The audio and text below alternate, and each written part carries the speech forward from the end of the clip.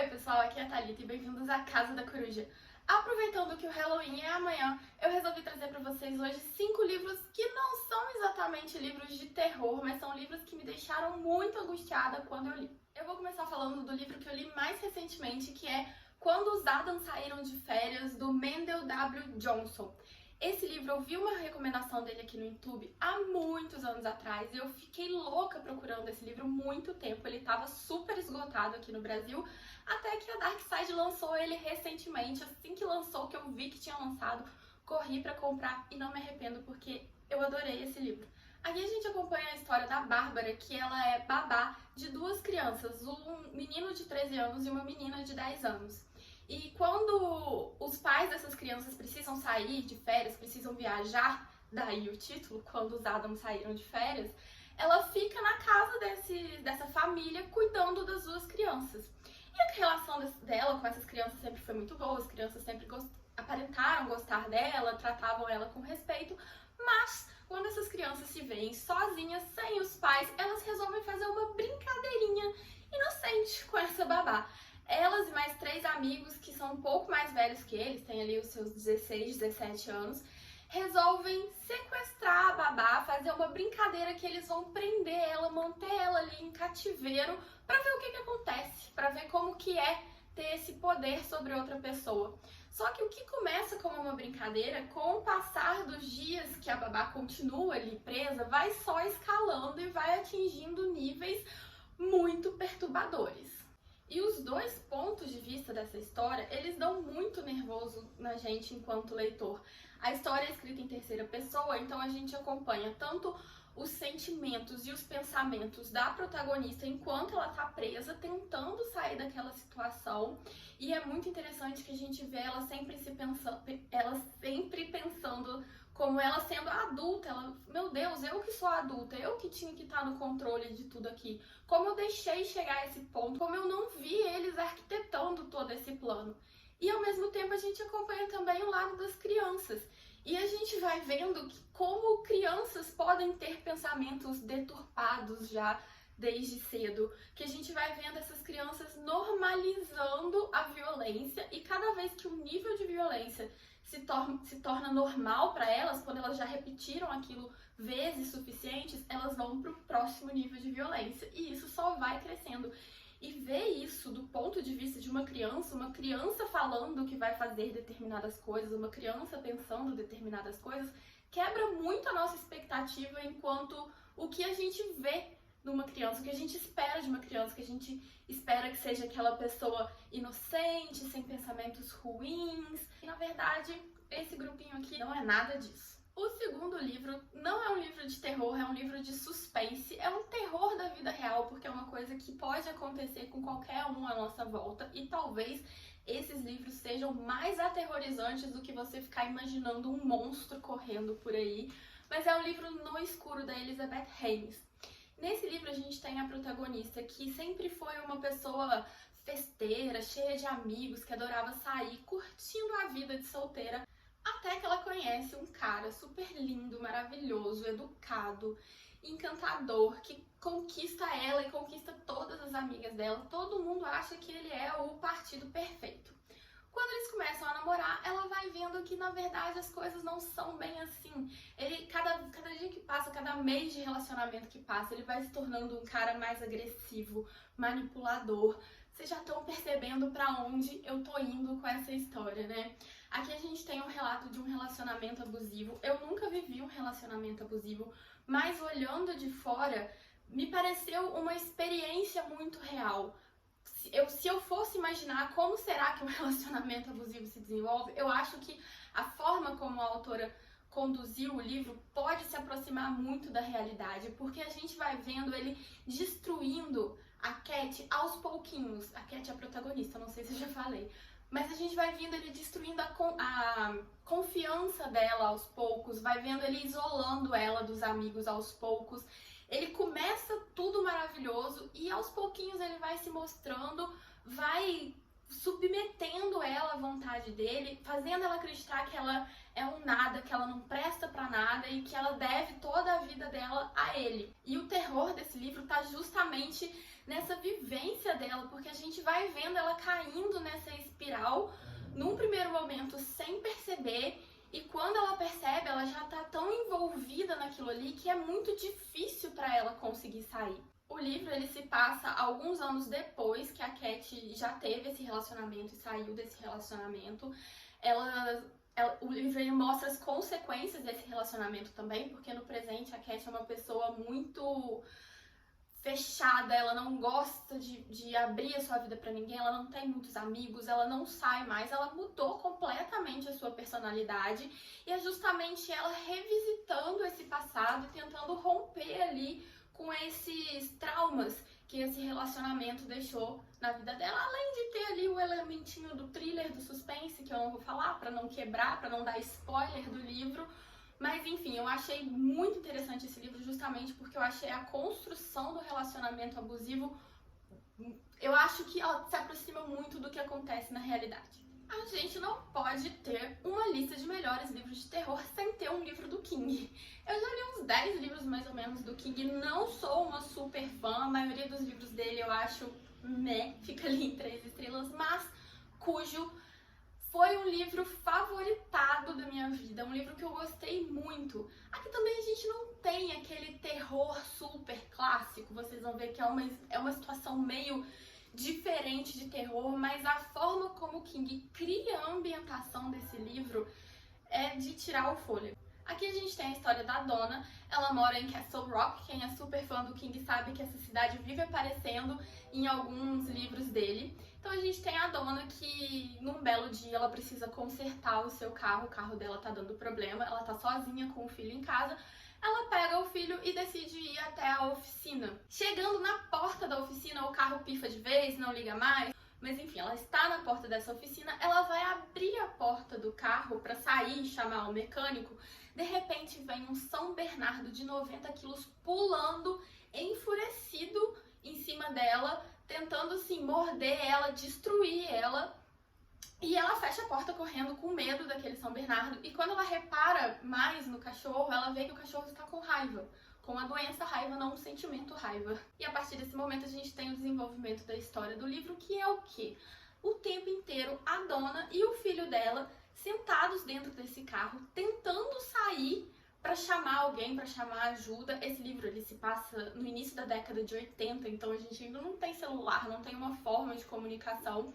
O mecânico não estava em casa, a casa é um lugar isolado, então assim, tá só ela e uma criança de 2 anos dentro do carro e aquele cachorro que não para de correr atrás do carro. Qualquer tentativa que ela faz de tentar sair, o cachorro vem correndo, enfurecido, assim, querendo destruir o que achar pela frente. Intercalado com os capítulos da Donna, a gente vai vendo também os capítulos contando sobre o marido dela, e a gente tem um pouco do relacionamento dos dois, dos conflitos que os dois estão passando por eles. O casamento dos dois está meio balançado, então a gente acompanha o que o marido dela está fazendo e vai conhecendo um pouco mais da dinâmica familiar. A gente acompanha a família do mecânico, o que aconteceu com esse cachorro, por que ele tá tão alterado. Então a gente tem todo um em volta, um entorno dessa situação que dá um pouquinho a mais de ritmo pro livro, um pouquinho a mais de ação, mas realmente o foco tá só nesse ambiente, só nesse carro e a angústia dessa mãe com uma criança de 2 anos dentro de um carro com sol quente batendo na cabeça, ela tentando sair daquilo ali, não conseguindo, porque se ela pisar pra fora, aquele cachorro vai morder nela, ela vai contrair raiva, ela vai morrer. Ou o cachorro vai destruir ela ali na hora mesmo e depois vai entrar e vai destruir o filho dela. Enfim, é muitas coisas que vão passando pela cabeça dessa mãe e você vai entrando ali naquela angústia com ela. Parece que você tá preso junto com ela naquele ambiente. O quarto livro é o clássico dos clássicos, O Exorcista, do William Peter Blatty. Esse livro tem um filme que é super famoso, eu acho que todo mundo conhece a história do livro. Aqui a gente tem uma menina, uma adolescente, eu não lembro direito a idade dela agora, mas que ela começa a ter umas atitudes muito estranhas. E a mãe dela, preocupada, leva ela em vários psiquiatras, neurologistas e começa a fazer toda uma investigação do que está acontecendo com ela, até que, quando ninguém consegue descobrir qual é o problema, ela começa a apelar para a igreja. Ela começa a suspeitar que a filha pode estar possuída. Então ela vai atrás da igreja, começa a procurar padres que possam realizar um exorcismo na filha dela. O que eu mais gostei desse livro é que, ao contrário do filme, porque no filme é muito claro que a situação é uma possessão demoníaca, a gente tem todas aquelas imagens ali super fortes do exorcismo em si, a gente não tem dúvidas. Mas aqui no livro, o tempo inteiro você fica assim, ela tá possuída mesmo? Ou será que ela tem um problema psiquiátrico que não consegue ser identificado? Porque esse livro foi publicado em 1971. Então a medicina não estava tão avançada quanto está hoje. Então, com certeza, existem muitos problemas psiquiátricos que não eram diagnosticados, que a pessoa era tida só como, sei lá o que, como possuída por um demônio e não tinha o seu diagnóstico fechado. Eu já conversei com algumas pessoas a respeito desse livro, que as pessoas têm certeza que é possessão demoníaca. Leram o livro do início ao fim como possessão demoníaca e me chamaram de louca de eu falar que esse livro não é tão terror assim, porque eu costumo falar, quando eu vou me referir a ele, que apesar de ser um livro muito clássico de terror, dependendo dos olhos que você vai ler, o livro pode não ser tão assustador assim. Porque o tempo inteiro, pela narrativa do livro, eu fui me convencendo que, na verdade, o problema dela é médico e não espiritual. Então, tudo que ia acontecendo, eu ia vendo mais esse lado de, isso pode ser um transtorno psiquiátrico, isso pode não ser possessão. Então, como eu falei, depende dos olhos com que você vai ler esse livro, você vai assustar-se mais com ele ou menos. Mas, de qualquer forma, independente de você achar que é uma possessão demoníaca ou que é um transtorno psiquiátrico, eu adorei esse livro justamente pela capacidade do autor de te manter naquela dúvida ali o tempo inteiro. O livro ele não te dá uma resposta clara do que é e do que não é. E todas as cenas você pode ler das duas formas. Você pode ler, você consegue ver uma possessão e você consegue ver um transtorno psiquiátrico. Eu achei, assim, maravilhoso, sensacional. Eu adoro o filme, mas o livro conquistou muito mais meu coração. O quinto livro, ele é um pouco diferente porque ele é um quadrinho. É o 30 Dias de Noite, do Steven Niles e ilustrado pelo Ben Templesmith. Esse livro, esse quadrinho, ele também já teve um filme dele. Eu fui ler o quadrinho porque eu gosto muito do filme e o quadrinho não me decepcionou. Imagina a seguinte situação, uma cidade no extremo norte do Alasca, super isolada, pouquíssimos habitantes. Nas regiões do extremo norte do planeta, nas regiões polares, a gente tem um fenômeno que acontece que o dia e a noite não passa como passa pra gente. Pra gente, todo dia, o sol nasce por volta ali das 6 horas e se põe por volta das 6 da tarde. Nessas regiões acontece de muitas vezes o sol ficar dias sem se pôr, então você tem dias de pura claridade, como acontece também de o sol ficar dias sem nascer e você tem dias de escuridão total. Isso acontece ali pelo eixo da Terra, pelo movimento de rotação, pela inclinação, enfim. Coisas teóricas que não vamos entrar na discussão, mas o fato é que isso acontece na realidade. E esse quadrinho, ele vai começar justamente nesse período em que o sol não vai se pôr por vários dias, por 30 dias de noite.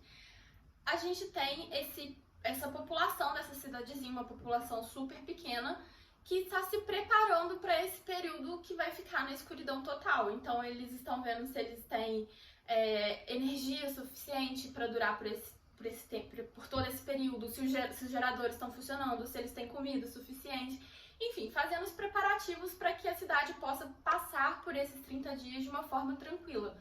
Só que, ao mesmo tempo, quando chega essa noite, quando o sol se põe de vez, chega na cidade também um grupo de vampiros que querem dominar aquela cidade, porque aquela cidade é a situação ideal para eles. Imagina, você ter uma cidade que 30 dias o sol não aparece, que eles podem correr livremente, se alimentar livremente, sem qualquer preocupação.